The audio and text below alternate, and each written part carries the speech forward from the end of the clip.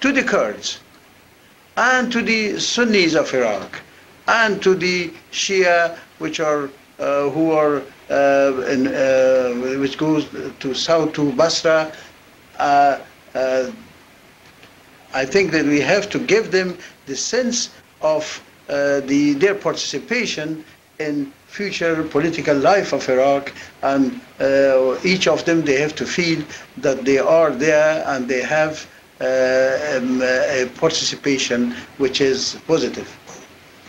Over to Lockhaven for a couple of questions from that end. Good morning. Let me join my colleagues in thanking you, each of you, for your insights and extremely informative presentation.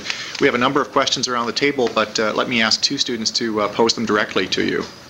My name is Edward Savoy. I'm an English major. My question is, can there be a sense of ownership by the citizens of a country while a large foreign military presence is in the country? If yes, how? And if no, how do you prevent fragmentation after the foreign military presence leaves? Let's take the second question. Okay, I'm Taryn Smith. If ownership is the key idea in nation building, how does the UN avoid giving off a dominating feeling to the country while keeping control inside of it?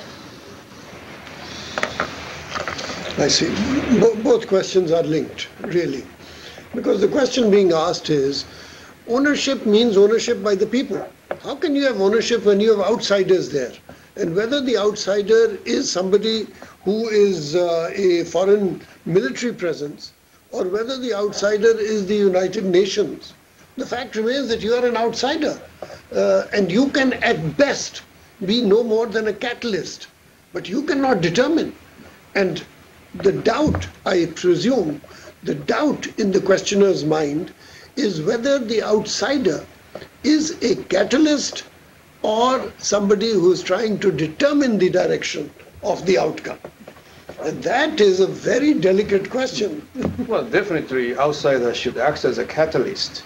And there are many situations where, in that sense, the outsider support is very important.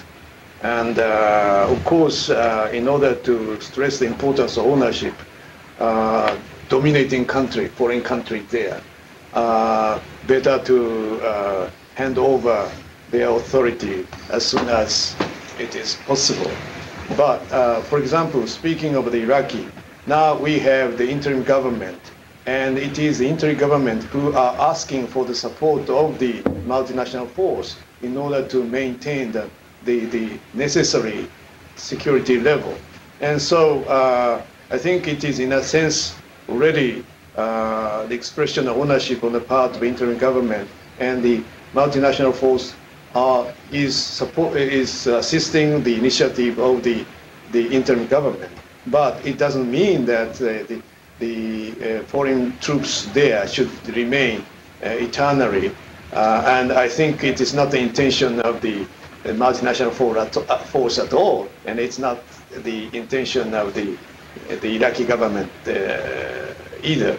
And actually, the Iraqi government, the current one, is trying to push forward the election process, and after the election there will be another new government, and then the degree of the ownership on the part of Iraq will be further increased. I'm sorry to refer back to Japan. Yeah. You will excuse me for doing that. Yeah. But there's no doubt that the United States was a catalyst in Japan, and having catalyzed it, then withdrew. And today there is no American presence which is dominating Japan at all. But somehow people keep talking all the time about a prolonged American presence in Iraq. The whole of the press is talking about it. The politics of the United States is talking about the US having to be there for years and more than a decade. How does a country get ownership if the catalyst is becoming a capitalist with a capital T and a capital C and is there for a decade? Well, in case of Japan, you should recall that UN occupation force remained more than 5 years, I suppose. And actually, it was a decision on the part of occupation force. We are the losers in the war, and we didn't have any say in that.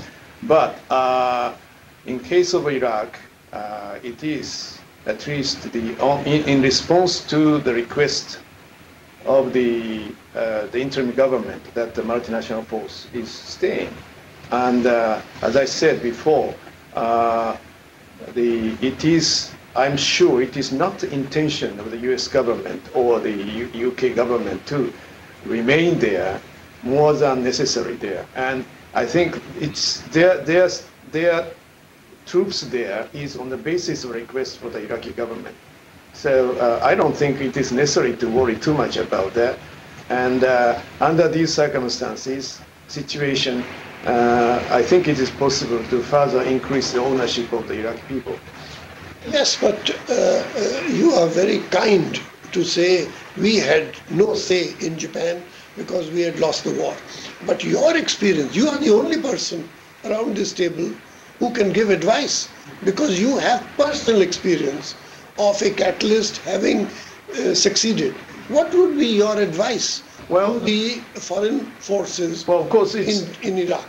Because just saying as long as necessary is not good enough. People say they should stay for 10 years. One of the two contenders for the presidential post in the United States has been criticized for having tried to lay down a time limit of some sort. What is your advice as a person with experience? Well, of course, the occupation force should try to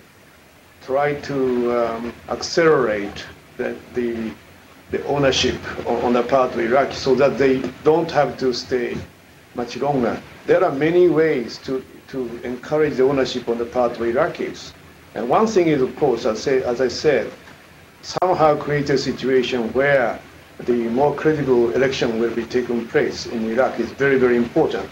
And in order to do that, I believe that there are many things that the outsiders, including the multinational force, can't do, starting from the maintenance of stability there, security.